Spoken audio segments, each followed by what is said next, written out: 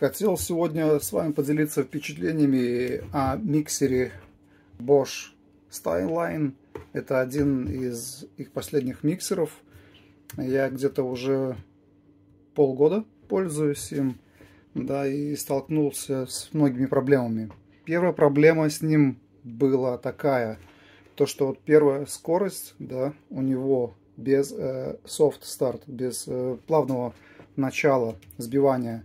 Это особенно актуально, когда вот взбиваешь масло, да, с пудрой сахарной, и она тебе просто повсюду разлетается. Да. Вторая проблема, которая столкнулся, это очень неудобное выключение самого миксера, да, потому что у него положение выключить находится рядом с турбоскоростью. И очень часто, практически каждый раз случается, да, когда ты вот что-то взбиваешь, пытаешься выключить его, и у тебя включается автоматически турбоскорость, да. Вот он у тебя был на режиме, там, не знаю, на двойке, на тройке, да. Ты его выключаешь, и у тебя включается турбоскорость. И тоже частенько бывало, что ты достаешь, выключая его, и у тебя все разлетается по кухне. Третья проблема – очень неудобное расположение провода. В обычных стандартных миксерах мы знаем, что провод где-нибудь здесь снизу или сбоку, да, находится, да, но никак в самой ручке в этой. Ты, получается, берешь миксер, и он тебе постоянно цепляется за твою руку, тебе его хочется как-то убрать, да, если там ты взбиваешь там 10 минут, ну, это действительно, это очень неудобно. И сам провод уже от этого давления руки, он, видите, через полгода уже надломался. Скорее всего, уже скоро будет короткое замыкание в этом месте, да. Производители его рекламируют как один из самых тихих миксеров.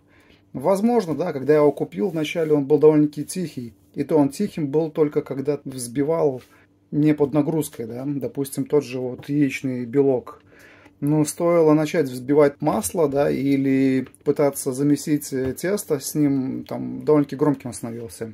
Через полгода у миксера началось постоянное вот искривление положения венчиков, да, взбивая даже просто элементарное масло с сахаром. И тогда уже они просто издают ужасный страшный звук тракторный.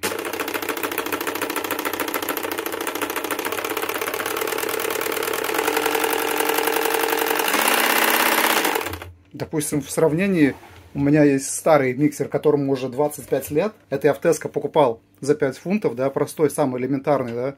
Вот видно, где у него провод находится. И, да, вот скорость, даже вот первая скорость, посмотреть, сравнить. Как бы даже у него чувствуется, есть плавное начало, да, взбивания. Так что миксер этот я вам не рекомендую. В комплекте миксера идет стандартный набор, венчики для взбивания белка и для теста, крючки.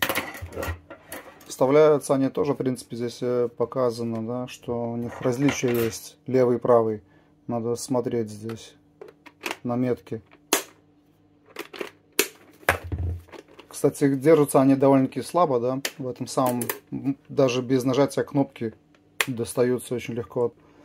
И бывает, когда тоже что-нибудь такое густое тесто взбиваешь, они остаются там в тесте, да, ты когда пытаешься миксер достать его.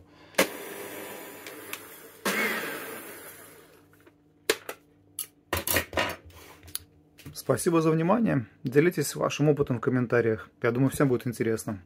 Всего хорошего.